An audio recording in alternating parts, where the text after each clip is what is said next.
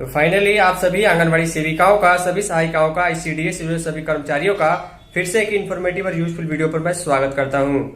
इस वीडियो में आप सभी को जानकारी देखने को मिलेगी कि किस प्रकार जुलाई के महीने में अब आंगनबाड़ी केंद्र सामान्य तौर पर खुल चुके हैं। सरकारी विद्यालय, प्राइवेट स्कूल, कोचिंग संस्थान सभी जगह से छुट्टी का पाबंद हट चुका है, यानी कि सभी जगह सामान्य रूप से काम चल रहा है। लेकिन आपको मालूम है आंगनबाड़ी केंद्र पर सबसे छोटे उम्र के बच्चे आते हैं, 0 से 6 वर्ष तक के, और 3 से 6 वर्ष तक के बच्चे पढ़ने डेली आते हैं, SCM खाते हैं और काफी चीजों को सीखते हैं। इस बीच जो है फिर से मानसून के बीच बीच में जो है गर्मी काफी ज्यादा पड़ रही है। इसको लेकर बच्चे बेहाल नजर उस केंद्र पर आ रहे हैं जहां पर केंद्र का भवन है, लेकिन केंद्र में बिजली नहीं है, किसी उपकरण का इस्तेमाल नहीं हो पा रहा है। तो ऐसी स्थिति में बच्चे बेहाल नजर आ रहे हैं और गर्मी के चलते लोग केंद्र पर उसे भेजना नहीं चाहते हैं। तो डिटेल में खबर के लिए चलिए हम आगे आपको दिखाते हैं। भले ही खबर आपको बाद में देखने को मिले, लेकिन जबकि खबर है तो वो 3-4 जुलाई की खबर है। उस समय गर्मी काफी ज्यादा पड़ रही थी। चलिए चलते हैं खबर की ओर। तो ध्यान दीजिएगा, बिहार के एक जिले की खबर है। लिखा गया है, भीषण गर्मी और जर्जर आंगनबाड़ी केंद्र में बैठ रहे नौनिहाल, सुविधाओं के अभाव में परेशानी। मैं आपको बता दूं कि ये जो खबर है 3 जुलाई की खबर हमें जो है प्राप्त हुई थी। उसके बारे में भले ही ये वीडियो आप बाद में देख रहे हैं, लेकिन ये वीडियो की रिकॉर्डिंग 4 जुलाई को ही हो चुकी थी। देखिए, मानसून जो है बिहार में और कई राज्यों में एंट्री भले ही कर चुका है, लेकिन मानसून जो है अब नियमित नहीं रहा। बारिश जो है समय पर नहीं होने के चलते जो काफ़ी दिक्कतों का सामना करना पड़ रहा है। इसके संबंध में लिखा गया है कि केंद्र बदहाल है, न ही पंखा है, न ही बिजली की सुविधा है। जबकि सरकार ये कहती है, डिपार्टमेंट ये कहता है कि अधिकतम केंद्रों पर हमने ये सुविधा उपलब्ध करा दी है। देखिए, लिखा गया है कि प्रखंड क्षेत्र के सभी सरकारी विद्यालयों में प्रखंड क्षेत्र के सभी सरकारी विद्यालयों में ग्रीष्मावकाश के बाद यानी गर्मी की छुट्टी के बाद पढ़ाई शुरू हो चुकी है।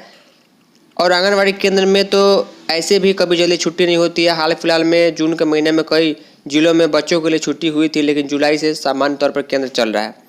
लेकिन इसी बीच जुलाई के 2, 3, 4 तारीख तक इतनी ज़्यादा गर्मी जो है पड़ी हुई है कि बच्चों की स्थिति अब फिर से ख़राब होनी शुरू हो चुकी है। मानसून का कोई अता पता दिखाई नहीं दे रहा है।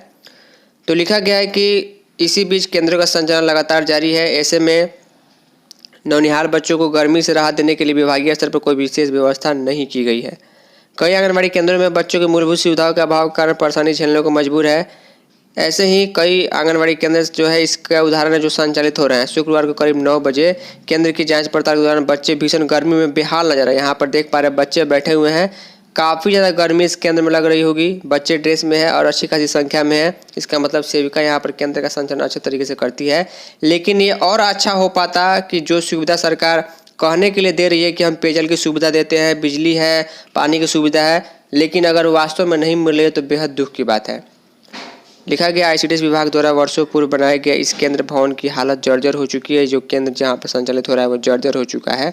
और जब भी बारिश होती है, बरसात के मौसम में आप लोगों को ये भी देखने को मिलता है कि उसमें केंद्र नहीं चल पाता है, कैसे भी मैनेज करना पड़ता है। दीवारों में जगह जगह दरारें पड़ चुकी है, प्लास्टर टूट कर गिर रहा है, फर्श भी क्षतिग्रस्त हो चुका है। फर्श में बने गड्ढे और दीवारों में छेद के कारण विषैले जीव जंतुओं के प्रवेश का खतरा बना हुआ है। केंद्र भवन में स्मार्ट मीटर लगा है। देखिए कितनी अच्छी बात है, स्मार्ट मीटर लगा है, कनेक्शन लगा है, लेकिन बिजली की आपूर्ति नहीं है। बिजली नहीं रहने पर बच्चों को जो है उनका लाभ नहीं मिल पा रहा है। नीचे ज़मीन पर दरी पर बैठकर पढ़ाई करना और अन्य गतिविधियों करने में उनको परेशानी आ रही है। केंद्र पर मौजूद सेविका ने बताया कि वो वर्तमान में एक और केंद्र का संचालन प्रभार में कर रही है। एक केंद्र जहाँ पर इतने सारे बच्चे हैं, स्थिति उस केंद्र की ठीक नहीं है। इसके साथ उस सेविका को नज़दीक के केंद्र का प्रभार दिया गया है, क्योंकि नज़दीक के केंद्र में जो सेविका है वो पिछले 5 वर्षों से उसका पद रिक्त है, इसीलिए ये काम नज़दीक की सेविका को करना पड़ रहा है। तो 2 केंद्र सेविका चला रही है। भवन मरम्मत के लिए कई बार लिखा गया, लेकिन इस भवन का मरम्मत नहीं होने के चलते ऐसे ही काम हो रहा है। और सबसे बड़ी बात यह है कि कनेक्शन है, बिजली मीटर है, लेकिन बिजली मीटर में रिचार्ज नहीं है, बिजली आपूर्ति नहीं है, कोई फ़ायदा नहीं मिल रहा है। तो ये सारी चीज़ों को सरकार अगर ध्यान दे देती तो और अच्छा होता। सिर्फ पोषाहार और राशन देने से लाभार्थी खुश होंगे, लेकिन जो केंद्र में बच्चे आते हैं या सेविका जो परेशानी झेल रही है वो परेशानी दूर नहीं हो पा रही है। उम्मीद करूँगा कि इस वीडियो को आप लोग शेयर कीजिएगा, समझ में आया होगा। इस वीडियो में इतना ही, धन्यवाद।